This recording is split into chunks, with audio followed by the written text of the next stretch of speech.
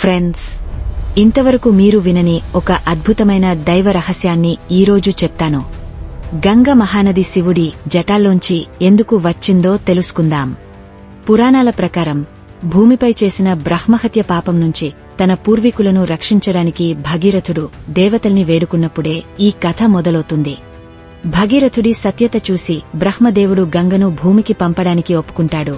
కాని ఒకే షరత్తు: గంగాశక్తి భూమిపై నేరుగా పడితే భూమి ఛిద్రమైపోతుంది.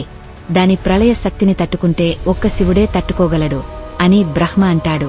ఎందుకంటే గంగా స్వయంగా దేవతల పావిత్ర్యం, అపారమైన శక్తి, దివ్య ప్రవాహవేగం కలిగిన నది.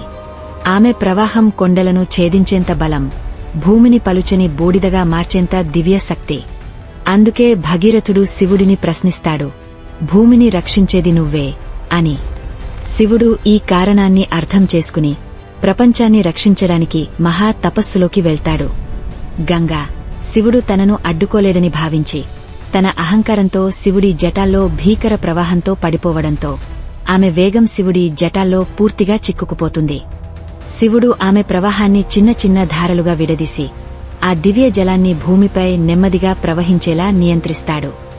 అందుకే గంగాకు జటాగంగా అని పేరు వచ్చింది.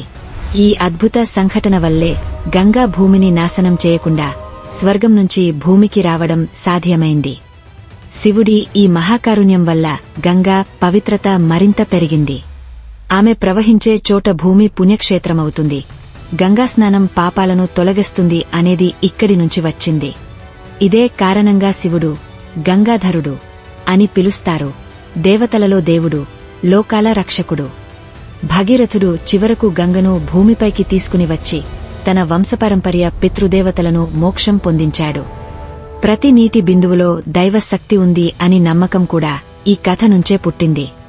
ఈ ఒక సంఘటనలో దైవం, శక్తి, వినయం, రక్షణ, భక్తి ఆల్ ఇన్ వన్ లాగా కలిసిపోయాయి. అందుకే గంగ కేవలం నది కాదు, దేవత, శక్తి, శివుడి దివ్య అనుగ్రహం కలిసి ప్రపంచానికి అందించిన మహావరం.